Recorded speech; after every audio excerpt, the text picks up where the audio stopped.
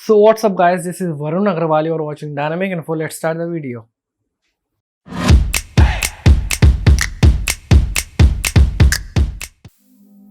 आज की इस वीडियो में हम आपको बताएंगे कुछ ऐसे लोगों के बारे में जो लोग एक वक्त पर गायब हो गए थे। यहाँ पर यही नहीं, जो लोग इनके जान पहचान के थे, यानी कि जो लोग इनको जानने वाले थे, इनके रिलेटिव्स, इनके फैमिली मेम्बर्स, इन लोगों ने भी अपनी हार मान ली थी और इन्होंने सोच लिया था कि ये लोग कभी भी वापस नहीं आएंगे, लेकिन ये लोग वापस आए। तो चलिए हमारे साथ इस वीडियो में अंत तक बने रहिएगा, और यदि आपको आज की हमारी वीडियो पसंद आए तो इस वीडियो को लाइक, शेयर और हमारे इस चैनल को सब्सक्राइब करना मत भूलिएगा। बात है सन 1995 की, 1995 की। यहाँ पर डॉक्टर सालाज़ार 1995 में अचानक से गायब हो गए। यहाँ पर अचानक का मतलब ये है कि किसी को कुछ भी नहीं पता था कि डॉक्टर सालाज़ार कहाँ पर गए, यहाँ तक कि उनके जो फैमिली मेम्बर्स हैं उनको भी नहीं। जिसके बाद तकरीबन इन्वेस्टिगेशन हुई 15 साल तक, यानी कि 2010 तक। जिसके बाद 2010 में डॉक्टर सालाज़ार को मृत घोषित कर दिया गया, यानी कि डेथ घोषित कर दिया गया। और यहाँ पर इस अनाउंसमेंट के ठीक 5 साल बाद, यानी कि 2015 में, यहाँ पर दो मशरूम पिकर्स जो कि नदर्न टस्कनी से बिलोंग करते हैं, ये लोग अपना काम करने जा रहे थे। और जिस लोकेशन पे ये लोग काम करते हैं वहाँ पर इन्होंने डॉक्टर सालाज़ार को देखा एक वैरागी का जीवन जीते हुए। यहाँ पर जिसके बाद ये दोनों जो मशरूम पिकर्स थे, ये दोनों तुरंत इन्वेस्टिगेटर्स और पुलिस के पास गए, और वहाँ पर जाकर इन्होंने पुलिस और इन्वेस्टिगेटर को सब बताया कि वहाँ पर कैसे डॉक्टर सालाज़ार एक वैरागी का जीवन जी रहे हैं। जिसके बाद तुरंत पुलिस और इन्वेस्टिगेटर्स दौड़ते दौड़ते वहाँ तक पहुँचे जहाँ पे जिस लोकेशन पे डॉक्टर सालाज़ार को देखा गया था। लेकिन जब वो लोग वहाँ पहुँचे तो वहाँ पर डॉक्टर सालाज़ार नहीं थे। यहाँ पर ऐसा भी माना जाता है डॉक्टर सालाज़ार अपने आप को दुनिया से दूर रखना चाहते थे, लोगों से दूर रखना चाहते थे। अब क्यों दूर रखना चाहते थे वो तो डॉक्टर सालाज़ार को ही मालूम होगा। लेकिन यहाँ पर एक जानने वाली बात और काफ़ी हैरान कर देने वाली बात यह है कि जिस व्यक्ति को पुलिस और इन्वेस्टिगेटर्स 10 साल या 15 साल तक ढूंढ रहे थे और उनको वो मिला नहीं, और जब वो मिला तब वो उनके हाथ में नहीं आया। तो ऐसा क्या हुआ कि यहाँ पर डॉक्टर सालाज़ार दुनिया से दूर होना चाह रहे थे या अपने फैमिली मेम्बर्स के सामने नहीं आना चाह रहे थे। तो चलिए इसी के साथ हम लोग चलते हैं अपने अगले पॉइंट की तरफ, यानी कि दूसरे नंबर पर। तो हमारे सेकंड नंबर पर है कोरा हुड। बात है 1970 की, यानी कि 1970 की। यहाँ पर लूला कोरा हुड जो कि एक हाउसवाइफ है, ये अपने घर के विवादों के चलते अपना घर 1970 में छोड़ देती हैं। जिसके ठीक 20 साल बाद, यानी कि 1996 यानी कि 1996 में, पुलिस लूला कोरा हुड के ही 3 बच्चों से कांटेक्ट करती है और उनको बताती है कि पुलिस को इलिनॉइस के ब्रिक यार्ड में एक ह्यूमन की, आप कह सकते हैं, बॉडी मिली है, एक ह्यूमन की रिमेन्स मिले हैं जो कि उनकी मदर से मिलते जुलते हैं, और उनको लगता है कि यही लूला कोरा हुड है। जिसके बाद उस ह्यूमन बॉडी को प्रॉपर तरीके से फ्यूनरल दिया जाता है लूला कोरा हुड समझकर। और यहाँ पर इसके ठीक 10 साल बाद, यानी कि इस फ्यूनरल के ठीक 10 साल बाद, एक डीएनए टेस्ट किया जाता है लूला कोरा हुड के बच्चों का और इस बॉडी का। जो खून सैंपल पहले से डॉक्टरों के पास होता है उसका, और दोनों का जो डीएनए होता है वो मैच नहीं होता, जिसके बाद पता चलता है कि ये जो बॉडी थी वो लूला कोरा हुड की नहीं थी। और जिसके बाद करीबन 2 हफ्ते के अंदर अंदर, यानी कि 2 वीक्स के अंदर अंदर, यहाँ पर पुलिस और इन्वेस्टिगेटर्स इस केस को रीओपन करते हैं, और करीबन 2 हफ्ते के अंदर अंदर लोग पता लगा लेते हैं कि लूला कोरा हुड है कहाँ। तो यहाँ पर जो जगह होती है जहाँ पर लूला कोरा हुड होती हैं, वो जगह होती है जैक्सनविले, जो कि स्थित है फ्लोरिडा में। यहाँ इस लोकेशन पर लूला कोरा हुड जब मिलती हैं तब उनको वापस लाया जाता है और उनकी फैमिली से उनको रियूनाइट करवाया जाता है। तो हम लोग चलते हैं आगे अपने तीसरे पॉइंट की तरफ। यहाँ पर जो थर्ड नंबर पर आता है वो है द क्लेवेंट किडनैपिंग। बात है सन 2000 की, यानी कि 2000 की।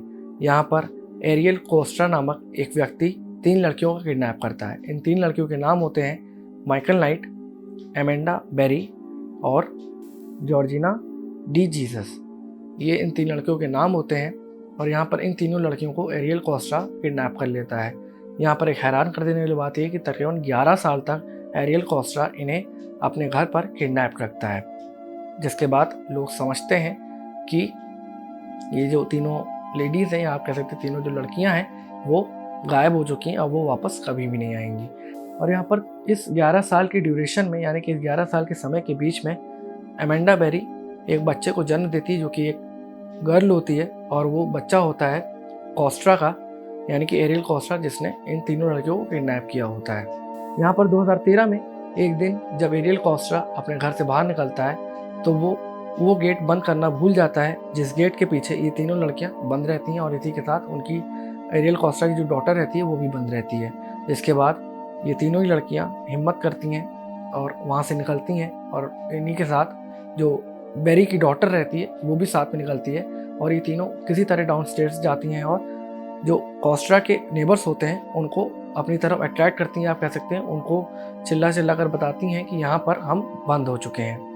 जिसके बाद जो नेबर होता है उसका नाम होता है यहाँ पर चार्ल्स रामसे, और यहाँ पर चार्ल्स रामसे इनकी मदद करता है मेन गेट को खोलने में। जिसके बाद ये तीनों पुलिस तक पहुँचती हैं और यहाँ पर फाइनली एरियल कोस्ट्रा किडनैप जिसने किया था वो यहाँ पर अरेस्ट हो जाता है और कुछ समय बाद एरियल कोस्ट्रा प्रिजन के अंदर यानी कि जेल के अंदर अपने आप को फांसी लगा लेता है।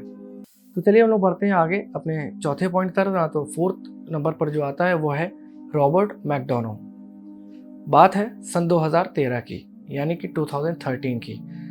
2013 में मैकडोनो, जो कि एक 73 साल की यानी 73 ईयर्स ओल्ड एक शख्स है, ये शख्स अचानक से अपने घर से गायब हो जाते हैं। जिसके बाद पुलिस और इन्वेस्टिगेटर्स तकरीबन 14 घंटे की एक लंबी इन्वेस्टिगेशन बैठाते हैं और 14 घंटे तक लगातार इस शख्स को ढूंढते हैं। जिसके बाद ये नहीं मिलता है और यहाँ पर 14 घंटे के बाद एक सुबह ABC न्यूज़ नामक एक मीडिया कंपनी इनके घर पर पहुँचती है, यानी कि रॉबर्ट मैकडोनो के घर पर पहुँचती है और वहाँ पर जाके वो एक अपनी न्यूज़ रिपोर्ट बनाती है इन्हीं के गायब होने पर, यानी कि रॉबर्ट मैकडोनो के गायब होने पर। जिसके बाद उनका एक एम्प्लॉय अपना एक कैमरा खोलकर लाइव आता है, जिस कैमरे में जैसे ही वो लाइव आता है तुरंत रॉबर्ट मैकडोनो उस कैमरे में नज़र आते हैं और वो पकड़े जाते हैं। आप कह सकते हैं कि उनको देख लिया जाता है कि वो जीवित हैं और वो मरे नहीं हैं।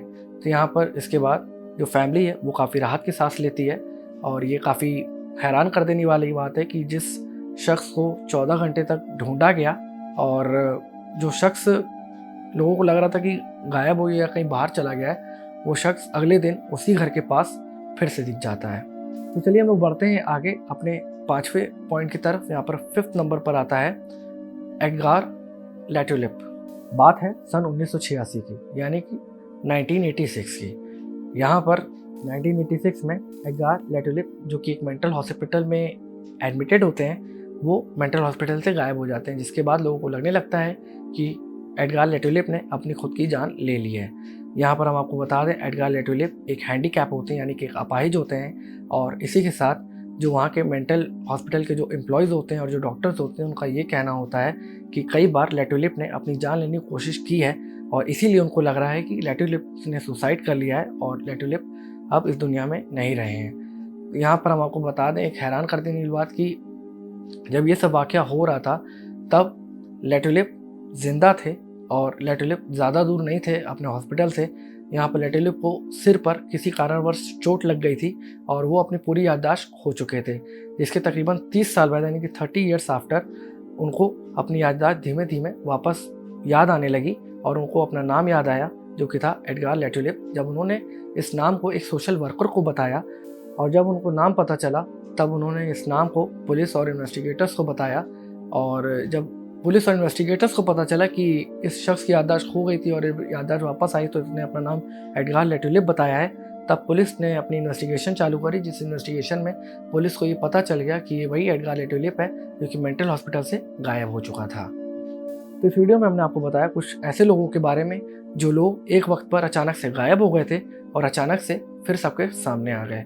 और यदि आपको ऐसा लगता है कि कोई ऐसा शख्स है, कोई ऐसा पर्सन है जो हमसे छूट चुका है इस वीडियो में, तो हमें ज़रूर बताएं नीचे कमेंट बॉक्स में, हम आपके जवाब का ज़रूर इंतज़ार करेंगे।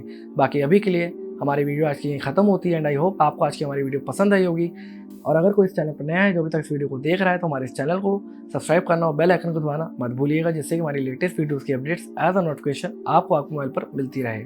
इसी के साथ इस वीडियो को लाइक, शेयर और हमारे इस वीडियो पे कमेंट करना मत भूलिएगा, जिससे कि हमको पता चले कि आप इस वीडियो के बारे में क्या सोचते हैं और आप हमारे बारे में क्या सोचते हैं। और हमारी सभी सोशल साइट से लिंक नीचे डिस्क्रिप्शन में दी हुई है, तो उसको भी आप जाके ज़रूर फॉलो करें, वहाँ पे भी आपको फर्दर अपडेट्स मिलते रहेंगे। अभी के लिए bye bye, take care of yourself and take care of your family, bye.